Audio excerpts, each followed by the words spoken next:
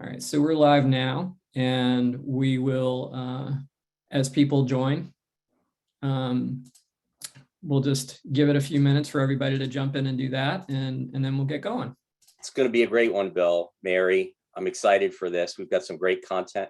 Hopefully we'll have a really good engaged group with lots of, chewy questions to digest. Hopefully that will be the case. Is it chewy questions? Is that what you said? Chewy, yeah. I've never heard that before, and I really like it. It's it's in the theme of grist, right? Mental and otherwise. I love it. Welcome, everybody. We're going to get started in a few minutes. Hey, Thomas, I'm glad you're here. I'd love to know in the chat who is the furthest, who believes they think they're the furthest away today. So usually we've got people from all over the world here. So if you're not in the United States, we especially want to know where you're jumping in from. Great, Thomas, Toronto. Not too far away from where some of us sit right now, who are currently in the webinar. There we go. Hildy. And Bill, where in the world are you based? I am in Northern Virginia, the sort of the mass, what part of Virginia is it? That's outside of Washington, D.C.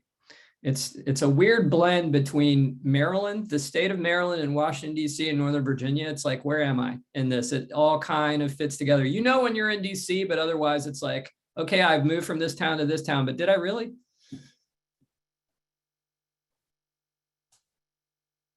We are all over the map here, you guys. This is awesome.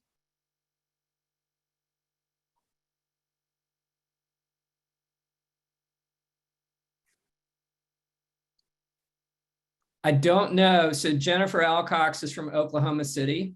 And I don't know, just because I don't know, how many people are like propping up enablement in Oklahoma. And Jennifer, you might be a pioneer. You might have a lot of other peers there, but I think it's awesome. I don't know if I've ever seen anybody chime in a webinar saying they're from Oklahoma. So that's so cool that that sales enablement is anchored in Oklahoma. It's eventually going to take over the world, right, Bill? I mean, I hope we can guide the world, right? I hope we can collectively guide the world and keep it out of danger. Keep our companies in the world out of danger.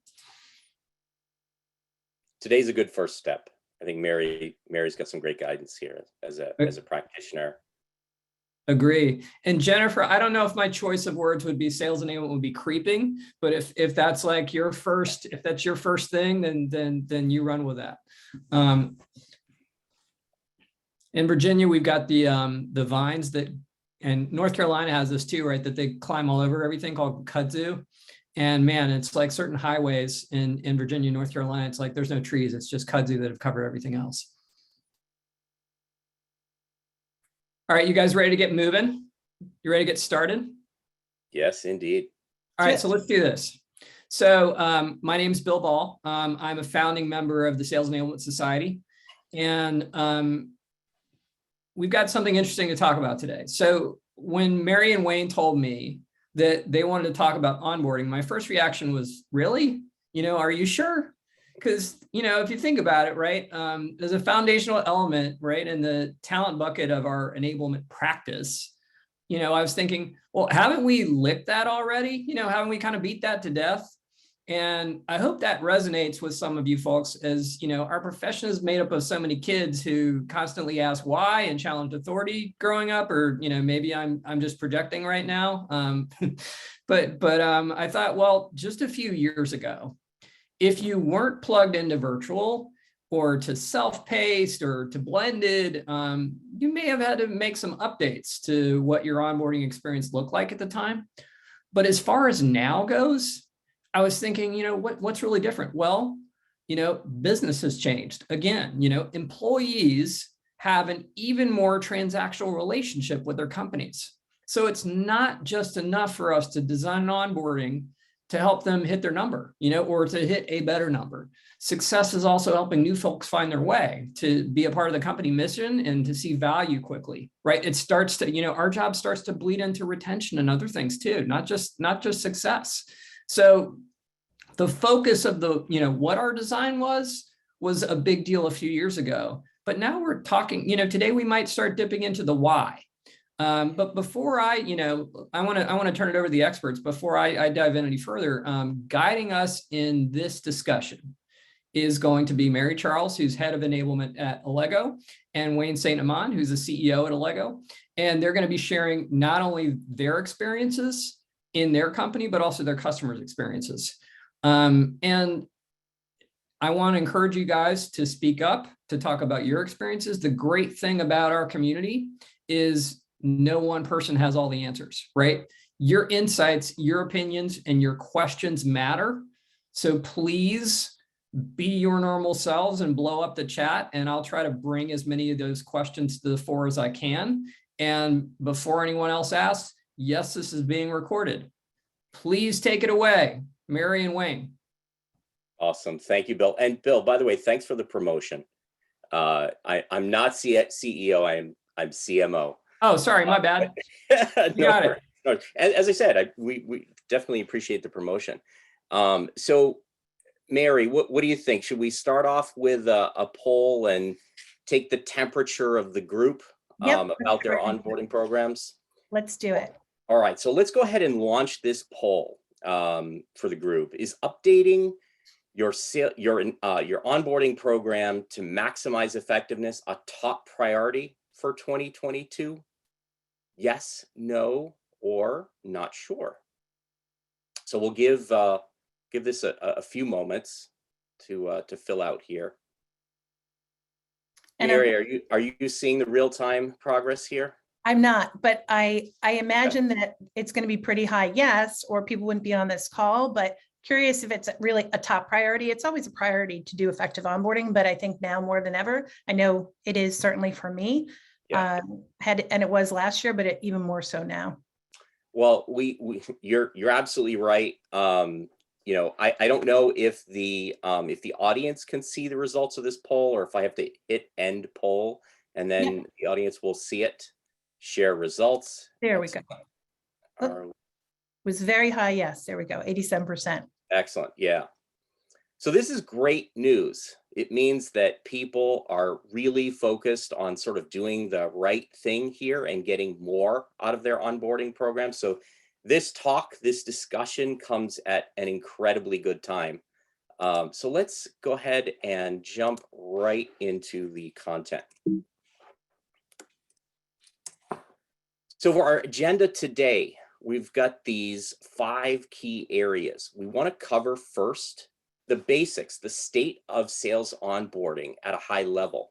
What's changed about the world, right? In the last 2 years, a lot has changed, but certainly in the last 6 months, I think change has continued to accelerate. Then we're going to talk a little bit about, in very practical terms, how you should structure onboarding to factor for all these changes in the state of the art, if you will, in this industry. We're going to give you some real world examples and best practices from our experiences here at Allego, and also working with some of our great customers. Mary's going to talk you through the manager's role in onboarding, and then we're going to wrap it up with some key takeaways, so you've got some actionable advice that you can go put into practice. So the state of sales onboarding, we know, I think it's pretty obvious, given this time they're calling their great resignation, that there's more turnover now in our businesses, in our companies than ever. And what does that mean? It means that we're doing more hiring than ever, and there's a greater need and greater pressure on this idea of retention, right? Employee retention than ever. So onboarding is taking center stage as both a let's cope with this influx of hiring and do the right thing as we pull employees on board, and also to give them a great foundation so that we can retain them over time. And there's a ton of pressure on us as enablement and onboarding professionals to move as quickly as possible in doing this. So we're doing it for greater numbers and faster than ever before. And yet another set of challenges, this idea that we're in this hybrid working environment. Some of us are still nearly 100% remote. Some of us are spending some time in the office, some time working from a home office or a remote office. So there are a large number of challenges when you can't be face to face in this regard, but there are also some tremendous opportunities, and we're going to walk you through some of those. And then the other thing to keep in mind is this is really an opportunity to have your onboarding program kick off the tone setting for culture, right? People are not physically in the office nearly as much. So onboarding is having to do double duty, not just in preparing employees for their jobs and giving them the skills and the practices they need, but also as an imbuer of culture and cultural norms at the company. This is a very exciting time for onboarding. And I think we're excited to talk to you more about this. So Mary, I think let's transition over to you. Well, go ahead. Yeah. One of the things we wanted to just start out with is one of these key concepts. Most of you probably know about the forgetting curve, and that without reinforcement over time, people quickly forget, especially salespeople, especially new salespeople. So as much as 50 to 80% of that might be forgotten by the next day. But by the end of 30 days, if they haven't used that information on the job or it hasn't been reinforced, they're likely to forget most of it, if not all of it. So what does that mean to onboarding if you're putting in all this effort up front and then people are forgetting? So let's move into kind of what we think about, some of the thoughts are on structuring onboarding. Maybe we'll go to the next slide.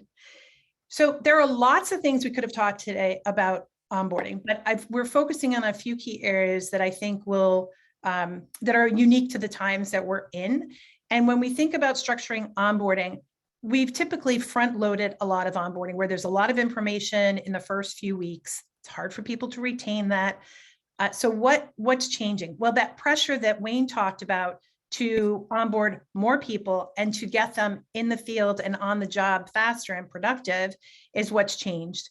And so what I'm advocating and what I'm doing with my own program, and I'm curious to see how many of you are doing this, is moving some of that just in case learning to more just in time. And what do I mean by that? Well, just in case is we teach new hires everything about all the competitors and all the processes and all the different value props and so much information that they may not use that information for weeks or months or maybe never. So we call it just in case. Just in case this comes up, we want you to know this.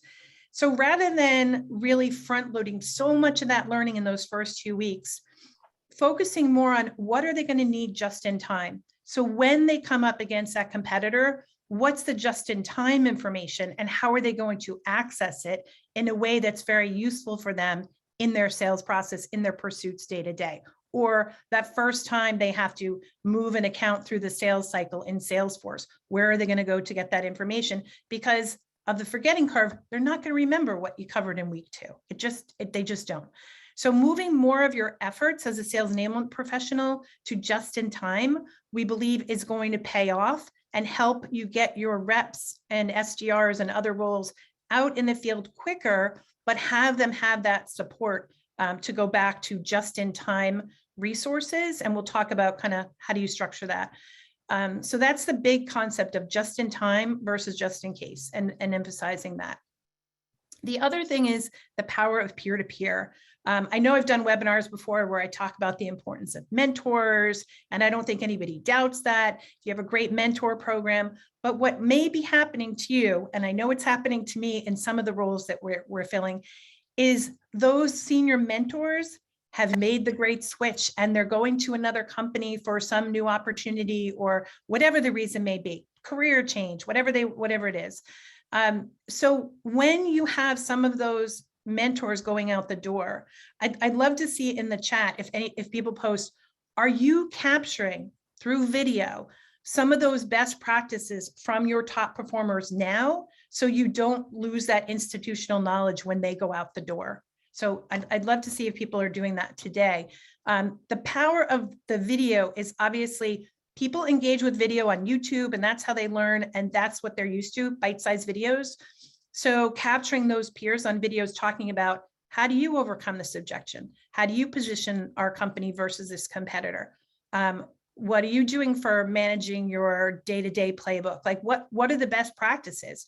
Then saving those, incorporating those for new hires, whether it's part of their initial onboarding or it goes to that really important just-in-time library. Now I'm in my territory. Now I want to know what's a great way to structure my day. Right now I'm up against this competitor just in time. I want to hear how our top salesperson, George, goes up against that competitor. I want to hear a win story from him. So that power of peer-to-peer is really important. And the more you can capture that and leverage it, the better off the onboarding program can be. And it's not all on you as a sales enablement person to create that content, that best practice content. You got to get that from peers, obviously. Bill, did you want to make a comment? Well, I haven't seen anybody answer your question directly yet, Mary, but actually Ray is chiming in right now. He's using recorded one-to-one Zoom meetings. Now we're seeing, okay, Gong library, this is good. Yep. But I want to get to something that David mentioned, because this is where we can help each other as a community. He said that's a challenge when so many offices are still closed. So what's your comment or guidance or response to that as more people, weigh in the chat? The challenge to capture the information from peers. So we're going to talk a little bit about how can you leverage managers to do that in a minute. But someone mentioned, call recordings. There are a variety of companies that do that, including our own. But leveraging those to listen to calls and clip out best practices, right? That's not a heavy lift. You go to your top performers, look at what they're doing, or if you have an AI-powered tool to do that, searching for those calls. So call captures is one of them. The other is somebody mentioned they do some interviews with reps and record those on Zoom. If you can provide a tool for people to do that, that would be extremely helpful. We're not doing it in the office anymore, right? We're not there to say, hey, what did you do? And tell me about it. You have to take a little bit more focused effort to seek out those best practices from the peers. But starting with your top performers is a good place to go. And typically peers want to be recognized for their expertise, if you will. All right. So Bill, was there anything else that you wanted to bring up? Yeah. Do you see anything else on here? Well, it looks like Michelle's saying she's also trying to implement role playing. So we're seeing a lot of like combo intelligence stuff, Gong, big time, right? Sales Loft, somebody mentioned, so a lot of tech. But some of the which makes a lot of sense, and that's awesome. But Michelle mentioned that she's trying to implement role playing and win stories. So capturing some of that, which is huge, right? So like, where have we done it before? How did you do it? That's almost like a podcast in a way, right? Like it's like a podcast light. Ben is saying we've been using success stories. And the account manager will talk through the story. So kind of similar like that too. So not just the actions of selling, but like maybe a big picture kind of recap thing of so a little bit more long form and short form more specific. Yeah, I think a mix. So if we talk about designing your learning library, I think you want to think about some of those win stories are great, but also what are some 1 minute, 2 minute videos that you could record of have one of your reps record themselves delivering a specific objection, how they manage that, for example. Because the tendency for new hires is, and that just in time, they are going to want small bite-sized pieces that are very specific. So it might be, how did I use a proof of concept to win this deal? And that's a short video. Like some of those key concepts, how did I which benefits did I position against a certain competitor? So I'd encourage people to think of how can you make those into bite-sized pieces as opposed to kind of longer form videos to help with a learning library. And how you design your learning library is up to you, how your salespeople are trained to kind of think about whether it's the sales process or their industry vertical, or in our case, we do a lot on playbooks on use cases, how people use our product to solve business problems. And that is very intuitive. So whatever's intuitive is the way I would suggest creating that learning library, because you don't want reps to have to go back to a whole course to find that small piece of information that they're looking for just in time. So thinking about breaking down into small pieces is really important. and making things very easy to find. We'll talk about that a little bit more in a minute. And then the last is enabling self-guided learners. So the more that, I think most people are doing this already, but the more that you can give people flexibility and control in their learning and providing good self-paced training that they can do at their own pace as a new hire, the better you'll be, because some people are going to go a little faster, some a little slower, but giving them the space and time to do that, and then supplementing that with your live sessions. And that's where you're doing some of your more interactive role plays, questions, et cetera. But really giving people the power to do that. So those are some recommendations I have for structuring onboarding these days. Fantastic. Thank you, Mary. I think we want to take the temperature of the group again with another polling question on this kind of key concept that you opened the last slide with around just in case versus just in time. So we'd like to ask the audience, if we can launch that poll, roughly what percentage of your initial onboarding is just in case learning? 0%, 25%, 50%, 75%, or 100%. So Mary, we're collecting the results now, and it's interesting. It's bouncing around a lot, let's just say. Yeah, I think thinking about that balance and what's going to be right for each role in the sales organization that you're onboarding is really an important factor these days that may not have been as much of a consideration in the past. And how much do you need to do upfront versus creating just in time? And here we have the results. You seeing the results, Mary? Yeah, I do. So I see it really is quite a variety. 30%, 26. So really closely divided among people. And I'll be interested at the end to what people think about after they've listened to us, to see if they're thinking about changing that, if they have the right percentage of just in case versus just in time. Yeah, agreed. It's not surprising, I think. Okay, let us dismiss that poll and move on to a case study. And Mary, this is an interesting case study because it encapsulates examples of both just in case and just in time in terms of how it's operating. So Veradox is a software company in the data management and data backup space. They're a large global company, thousands of sales reps, highly distributed all over the world. Obviously, most of them working from a home office or a remote office. This company has really embraced the idea of Agile learning and onboarding, lots of just-in-time learning content, and really an all virtual environment. So even when they're quote unquote live face-to-face, that is virtual, probably through Zoom or some other video conferencing software. The other thing that they're really focused on is from a sales enablement or a sales content management perspective. They're looking to release sales tools, so the content that maybe the marketing group or the sales enablement group is producing to enable sellers, customer-facing content. Alongside those tools, they're also releasing training content to activate those sales tools so that you can have the creator's intent. How should you use this tool? When should you use this tool? What's the talk track associated with this tool?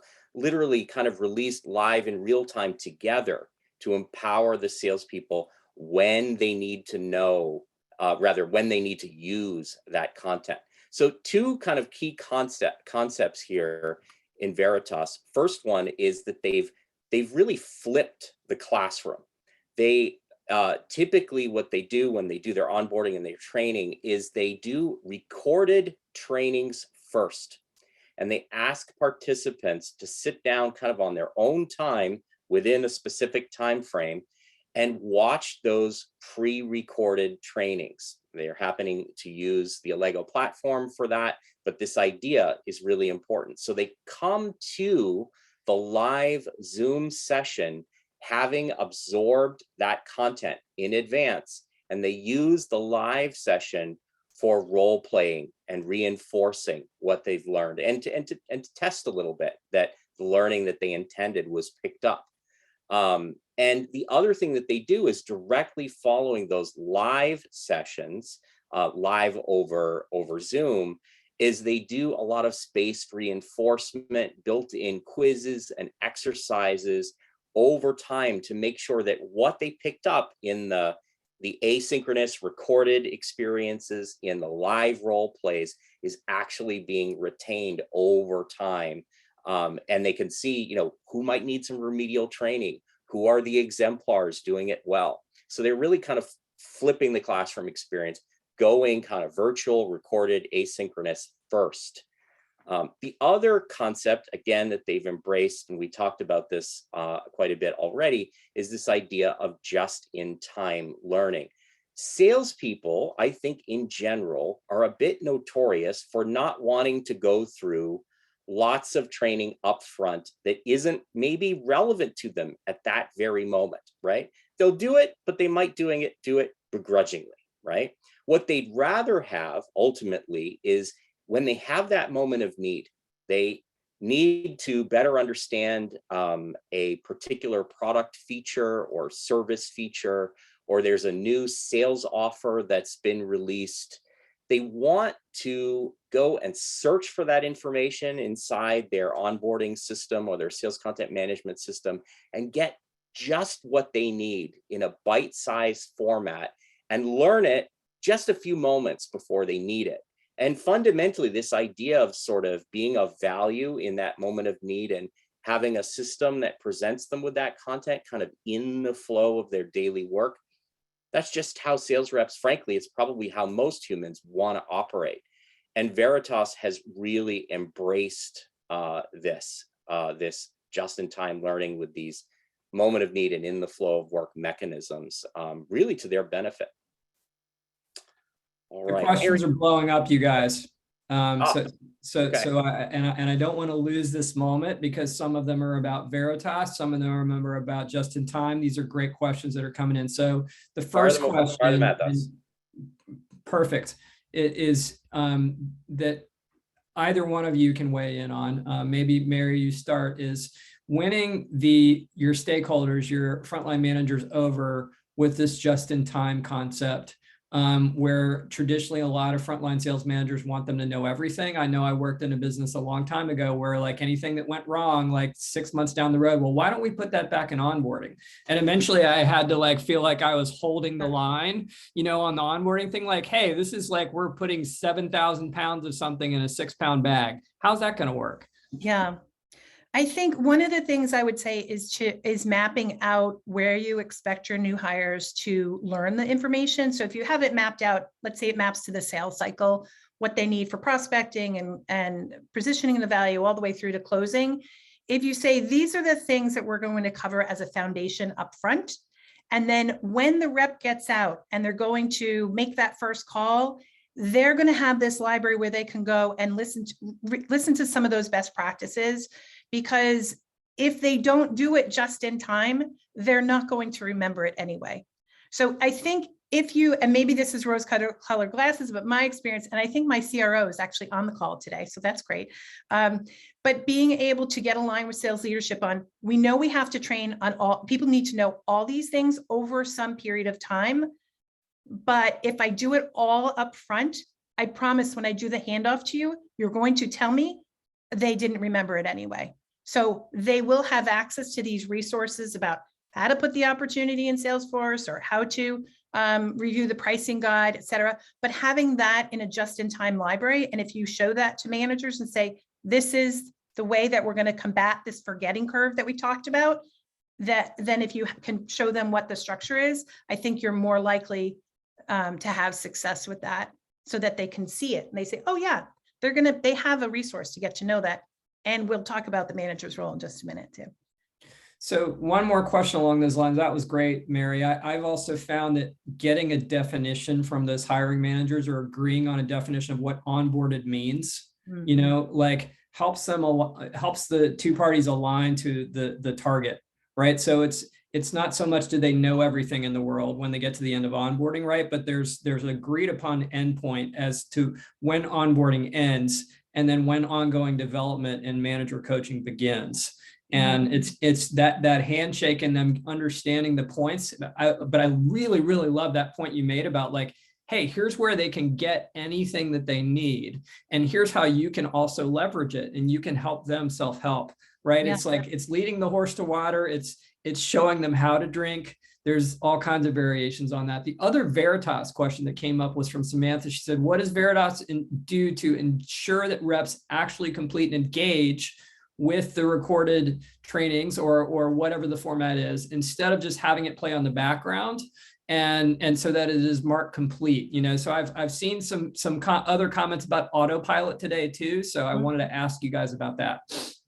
I could comment on that one. And I posted, somebody said something about quizzes. So first of all, when I say short video, I'd be curious what people think a short video is, but when I say a short video, I mean a 3-minute video, so that there are very small pieces for people to watch. They can take breaks when they need them. If you're running a 15-minute video, you're going to have that experience. Hit play, walk away. But in our video, even for something that's 3 or 4 minutes, we put in right in the middle, there's a quiz question or a prompt for them to say, hey, write down the 3 ways that you're going to use this information, or what are the objections you anticipate. So it engages the learner, even in a short video, so they don't walk away, right? They have these short bite-sized videos. They have frequent quizzing throughout to reinforce a knowledge check. And then what my new hires will tell me is, you know, I couldn't pass the quiz on one of those. I realized I was distracted. I went back and watched it again, but they don't have to go back and watch a 15 or 20-minute session. They're going back to a short bite-sized video, and keeping that content varied and engaging.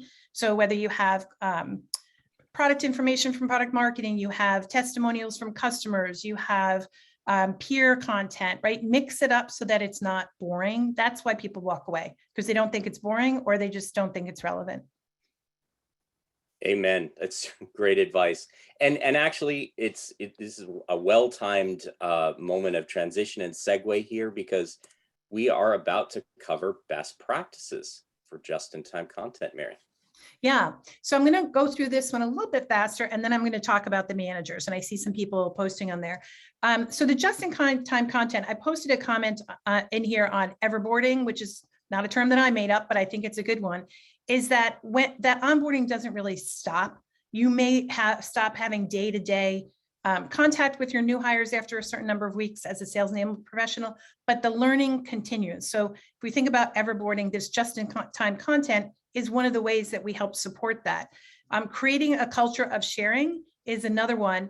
I'm curious how many people have been able to do that and how they've done it. We try to get our managers involved in sharing great ideas, recording short videos. We also call on our top performers, but getting that sharing to go on, whether it's on live calls, I mean, that's great. That's really great. Or you do it in Slack, that's also great. But for onboarding for new hires, the challenge is that thing was in Slack a month ago and I just started. Now, how do I get that information? So really being conscious of how do I capture these great shared ideas and put them into either my onboarding program upfront or in the just-in-time content. And most importantly, showcase what good looks like. That's what our new hires ask for the most. Can I hear what other people are doing? Keeping the content bite-sized. I repeat that because it is so important. And then for when you curate that content, you get that good agile content, peers, recording videos, your managers, yourself, being able to put that in a library that makes sense, that people can go and find it. And there's just no way around it. You have to tag things if we want to have a searchable library of content. I'm very fortunate. I have a great person on my team who is an expert at sales content management. And she has gone through this process of making sure we have a good tagging structure. And now I don't get a lot of calls for people saying, I can't find that. I mean, before we did this exercise, it was always people on Slack. Does anybody have this thing? I can't find it. But now they can do a search and it works. So putting in that extra effort, it really does pay off.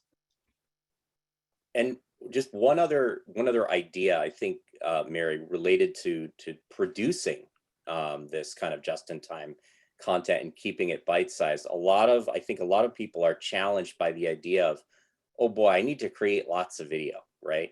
And in fact, there is a ton of video being created through recorded sales interactions, right? Actual interactions that your sales team are having with prospects. And within each one of those 30, 40, 1 hour long calls are moments where you've got somebody who's doing something maybe that is not great, that you can use as a teachable moment, right? You clip out that 1 minute, or exemplars, people that you want to hold up as an example of, hey, when talking about this or what dealing with this, challenging question, here's an amazing example, right? You make that little clip searchable on a particular topic, and then every member of your sales team has access to that short, bite-sized example of real world, examples of what's good and maybe what's not so good to learn from. Really easy way to create that bite-sized, just-in-time content. Great. So let's All talk right. about the managers. Hot topic. So for the managers, we've talked about creating that just-in-time library of best practices. When you think about all that's on the manager's plate, and if they're getting lots of these new hires and you train them up or onboard them in that kind of formal way, and then there's this sort of handoff that happens where the rep is now in the field, the manager has to keep coaching and training these new hires. If they have to keep doing the same thing over and over, it's very taxing. They don't have enough time. And then they come back to you and say, why didn't you train them on this? But if you, like we talked about earlier when Bill was asking me, if you've created this program and you say, hey, here's how new hires are going to ramp up, here's how they can access that just-in-time information, the managers can start to direct them to that as well and say, I notice you're having, a lot of trouble with your active listening skills. I know we have a great video on that in the learning library or in our best practices. Go back to that and take a listen to that. And then I want you to record yourself, doing the pitch or whatever it is that you're trying to get them to do. But giving the managers a tool or an access place that they can send reps so they don't have to keep reteaching the same thing over and over. So that's one way. If you can also encourage managers, if they record themselves talking, so our CRO has done this. We have like a place where we keep his tips, and it might be about how to manage your day. It might be how to do a certain sales skill. It might be how to compete, but he records some of these tips. When I see in the field, I say, oh, I noticed some of our reps are struggling with this thing. Can you record something? He records it. I don't have to have him get on calls, present it. It's there for everyone to access as a new hire as well. So I say, oh, now I'm out in the field. I'm going to look at some of these tips. Oh, I see, here's one on competing or reversing or whatever the tip is. So we have a library of those kind of things where we engage our sales leaders to talk about different processes, handing off accounts to account management. I mean, it's for everything. So as people get to that stage in their sales experience, they can go and say, oh, now I'm going to go watch that video of one of our VPs talking about how do you successfully hand an account to account management. So really engaging the managers at that level and helping, you have to sell that, right? You have to sell that it's worth their investment of time. In the long run, it saves them time. They don't have to keep repeating that over and over again. And then the second one is opportunities for reps to practice and get manager feedback. We don't want them practicing on clients. So the more you can get them to practice, and in these days of virtual selling, the more you can get them to practice on video. We used to have people like, I'm not going to be on video, whatever, but we're all here every day on video, and it's a skill. So getting people to practice that and get manager feedback and being able to give the managers a tool to do that asynchronously so they can do it on their own time. And being able to provide that feedback is critical.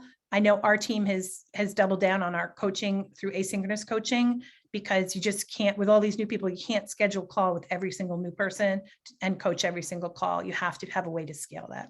So those are some of the ways I think that you can get your managers engaged and save them time and give them tools to help be part of the village that continues that everboarding. Wayne, do you have anything that I missed there, you think? This is, no, I think you've covered it really well. And I think off to our next slide. And of course, so we don't forget, Mary. The forgetting curve. Here's, we started with this, right? Where we were talking about people forgetting.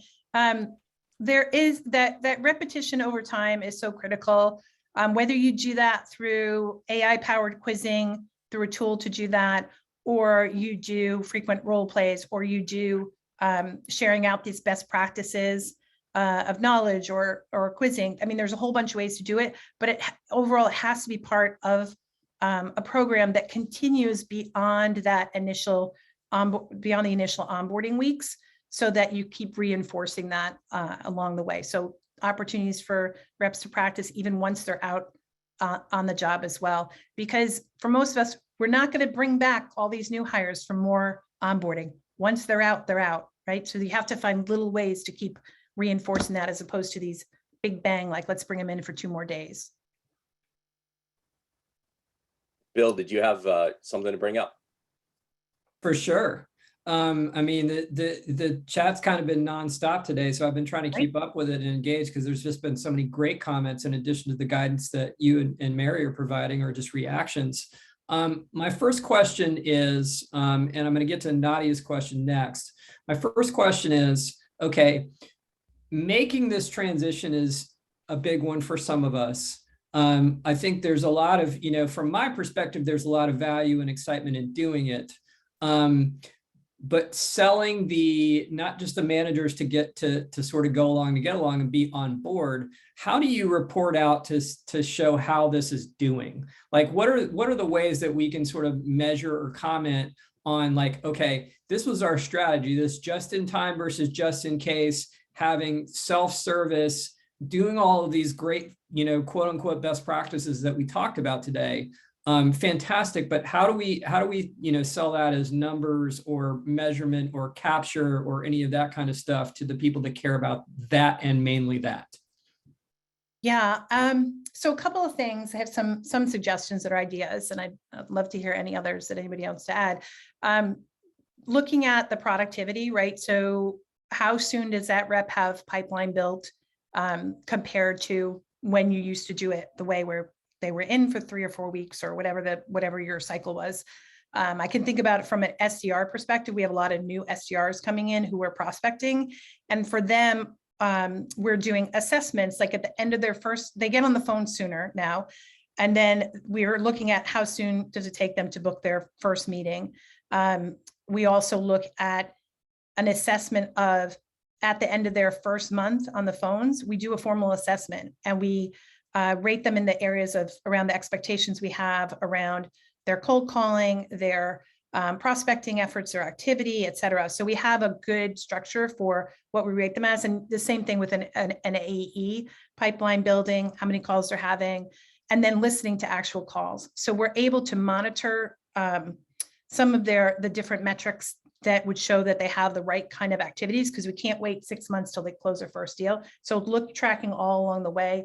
Are they having enough discovery calls? Now let's listen to some of those calls, whether you have it recorded or you're getting on a live call, but being able to track how they're doing, and then showing that progression over time and how they're improving versus maybe the way that you did it before. There's a lot of good comments that people are sharing from their own experience as far as this goes. Mary, that was awesome. Nadia asked, and I'm hoping I'm translating this right, so we may have to do a little bit of translation here. What percentage would you suggest to focus on go-to-market learnings versus company culture? So like how much, perhaps in the framework of just in case, like how do you strike the right balance there to recognize the time of now with cultural stuff versus the go-to-market? Yeah, for us, we do some upfront pieces on our core values at the company. That's a big part of our culture. And then I reinforce that on a daily basis as I see things happening, like, hey, one of them is being transparent. I'm going to give you some feedback about how you did. Or I noticed you're not asking for help. I haven't heard from you in 2 days. And one of our core operating principles or sales manifesto is to ask for help. So I reinforce it along the way. We also have about a month, every month, our CEO reinforces some of those key concepts in a virtual session live with all of our new hires across the company. So I get support from our sales leaders, our CEO, and then I just reinforce along the way. But most of it is kind of very upfront in the beginning, like, here's what those principles are, here's our sales manifesto. And now I try to reinforce that along the way. And then we have like a reinforcement quiz, and so they don't forget those principles. So we just work it into everything that we do. It's part of who we are. Fantastic. I hope that helped, Nadia. Thanks, Mary. And actually what we have next is a case study that is very focused on reinforcement, right? How do you defeat the forgetting curve? And this company we've been working with for some time at Allego. They're called Modus, another software company. They have hundreds of professionals that have gone fully remote. They decided to go fully remote as of the the COVID crisis, but they've decided to stay fully remote. So their commitment to onboarding, reinforcement, and engagement is 100% virtual. So they've really embraced this challenge and built and designed their program to engage people virtually. And really core to this is this idea of asynchronous video-based learning, right? With a remote and distributed workforce, you've got people working, time shifting, working when it's right for them, which may not necessarily be 9 to 5. How are they going to absorb their onboarding, their upskilling, their ongoing training and reinforcement, unless it's also operating in this kind of asynchronous virtual fashion? And again, Modus has really embraced this. And from an onboarding perspective, one of the ways that they've made it much more effective is they've created these role-based learning paths so that things become highly relevant to you, not feeling like you're going through some general track, but again, something that is focused on the role that you have and the challenges that are specific to your function. The other thing that they've done, again, this speaks a little bit to the idea of kind of bite-sized reinforcement and engagement over time, is they've taken to producing weekly training content drops through, they're using Allego, but through the Allego platform, so that they can not sort of beat people up, if you will, over the course of many, many hours in one concentrated session, but breaking it up into more digestible pieces over a period of weeks, so that it stays with people longer and they don't feel like they're running a marathon every single time. And what they found, which is really exciting, is that this has produced much higher engagement levels with their onboarding employees.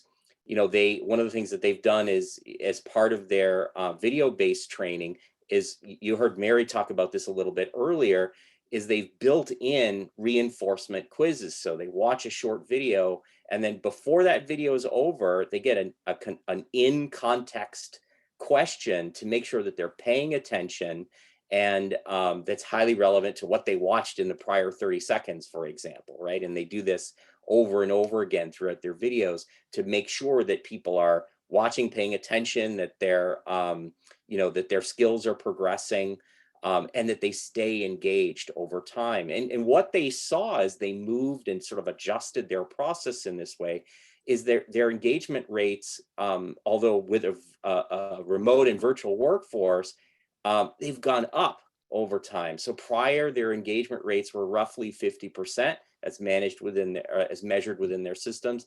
They're now at a 95% engagement rate with their content, which is just a phenomenal increase. And we're certainly really excited about what Modus is achieving. Mary, anything to add about reinforcement, kind of given this example with Modus? No, I'm furiously typing some responses to the chat because everybody's posting really great comments. I really appreciate this. Fantastic. It's always a lively group. Wayne, it's the first time you and I have done one of these together, but right. Whenever I do a webinar, I always look forward to these the most because Sales Enablement Society members are very active on the chat and have lots of good comments and ideas. So I appreciate that. Fantastic. All right, I think we're at Mary, at the key takeaways portion. Yep. As we kind of wrap up and then move to a period of questions. I think we've drilled in this concept of just in time versus just in case. So thinking about, do you have the right balance, getting aligned with your sales managers and getting them involved in a process that makes it better for them, reduces the lift, if you will. The impact, do whatever's going to have the most impact on your onboarding, a positive experience for the new hires, positive experience for the managers, and then obviously the results and what people talked about measuring the progress. And then I think it's obvious why it's important. We want to build an onboarding program that supports new learners, sets them up for success, and gives them a foundation to work from so that they want to continue on in the role. Early success is one of a great retention tool. I think we get people off to a good start, happy with the company, and more likely to be successful and stay. All right, thank you, Mary. Bill, I know that we've taken a lot of questions sort of as we've gone, but we want to devote a few minutes now. If there are, specific focus questions, we're happy to take them. If you're interested in learning a little bit more about mastering hybrid learning, take out your camera, take a shot of this QR code made famous by the Super Bowl. For those of you who are watching, this is not a Coinbase offer. However, it is an offer for a very engaging piece of content around hybrid learning that recaps a lot of what we've talked about today and adds some new thoughts as well. But I Bill, really love that people have something to take away, Wayne. It's America is the land of free gift with purchase, right? So where's my free gift? I think the free gift was the amazing discussion and some of the guidance that you and Mary provided, but it's great that they get to walk away with something to hold on to. A question that came up earlier, and by the way, everybody, love your points of view. I hope you took things away not only from Mary and Wayne, but from each other. But final questions for Mary and Wayne, fire away. Because we're at the end, and we're in overtime, and this has been amazing. Something that came in earlier was, and this is a little bit of our world versus our stakeholders world question, Mary. What do you define as agile learning? The person said, well, this sounds kind of like a buzzword, but maybe there's more behind it. So when we talk about agile learning, what specifically do we mean? Yeah, Wayne, do you want to talk about that one? I've done a lot of talking today. Sure. There's a variety of ways to think about Agile. At Allego, we think about Agile as being sort of very fast-moving, highly relevant and contextual, and really bite-sized, right? And oftentimes also video-based, right? The idea that people can watch a quick video that is produced easily in an agile fashion, right? We all have cell phones. Well, if you pull up your cell phone in the Allego app and press record, you can record a message. Maybe you just got done with a sales call and you learned something on that sales call. Well, in that sort of contextually relevant moment, you can record a 1-minute video for your peers, telling them what you learned, right? Some new competitor is saying something and the customer, the prospect, responded really well to it, right? This is an example of kind of this ability to be agile in how you create video that's, again, really, really relevant to the sales team and based in real world experiences. So it's one way to think about agile video or agile content in general. Awesome. Thanks for the real world and candid context. Any final thoughts or recommendations for based on all of the feedback that we got today, Mary and Wayne, before we all pack up and head out? Yeah, I think we're all still adapting, and I'm sure we're going to talk again next quarter with new learnings. I'd love for people to connect with me on LinkedIn and share your ideas and get a conversation going there as well. It's, these times we have to adapt constantly. And I think sales enablement is one of the places where our jobs are extremely challenging. So I want to say not just good luck, but wish everybody, just a peaceful day after this, because I know there's a lot to think about, but take small steps. That's my advice. Take small steps. Create a few pieces of it, and for a best practices library. And once people start to see that stuff, they're like, hey, I'm good. I want to share a best practice, right? Sort of catches on that way. So just take small steps and try not to get overwhelmed by making too many changes at one time. And thanks for all the comments, everybody. That was awesome, Mary. We've got a couple of 11th hour questions if you guys still are willing to hang out and try to answer some things. Sure. Awesome. course. So someone mentioned for the podcast format that was brought up, what tools can be used to record the side-by-side video? Do you have any recommendations? If not, that person could get answered by their peers in the chat. I mean, we use for side-by-side, we use Zoom. Like Got it. dial up, if you will, boot up a Zoom instance, and we record the side-by-side. We then usually take that and load that video into Allego, which then gives us a lot of other power to turn that video into learning and onboarding content. But you can start off by just capturing it in Zoom. And that was excellent, Wayne. The last thing, and I think this is a great place for us to close out because we touched on it before.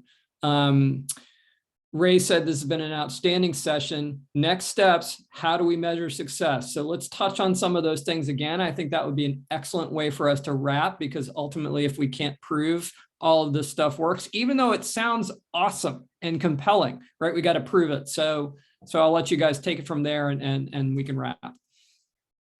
Yeah, Michelle had asked a question about this and I had responded back. We do a good job with building out a simple assessment that we use, and it could be 30 days after somebody's in the territory, 60 days, for early markers or early assessment of how a new person is doing after they've kind of gotten off the formal onboarding and into the field. And the managers do that. Sometimes I do it with the manager, but we assess, how the person's doing in some of their sales skills, their activity level, their knowledge, et cetera. And based on that, the manager has a really nice roadmap for where they're going to coach. Or if I need to get involved in sales enablement and say, hey, I'm seeing a pattern here and I need to make an adjustment to onboarding, or I need to add something to my just-in-time library. But a simple assessment that's based on the expectations you set for a new hire for their role at the very beginning. You say, these are what we're expecting you to do, is build this much pipeline and do this much prospecting, et cetera, and use these sales skills. Assessing that at least within a month or two after they've started in the role will help you guide them back to where they need to go for some of that reinforcement, just-in-time knowledge, learning from peers, and coaching from their manager. So that's my recommendation, is that you do that early, so that you can reinforce and figure out where people need help. And I have just one final thought.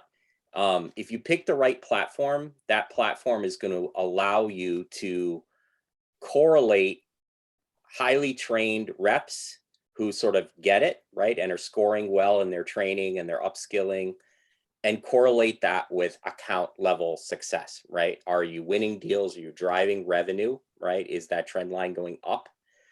So your sales enablement platform, your onboarding platform should help you connect the dots and show how your efforts are creating lift in the business by helping salespeople be more successful at selling, right? So everything that Mary said, and then ultimately correlate it with revenue. Right. Important final message. And I love the way you guys finished that out and frame that out. For people who want to, frankly, I can't wait for us to work together again. And I hope, and I believe we are later in the year. So please, Sales Enablement Society, look for more collaborations with Wayne and Mary, as well as other webinars from us in the future. If anybody wants to reach out or ask a question, what's the best way to reach you guys?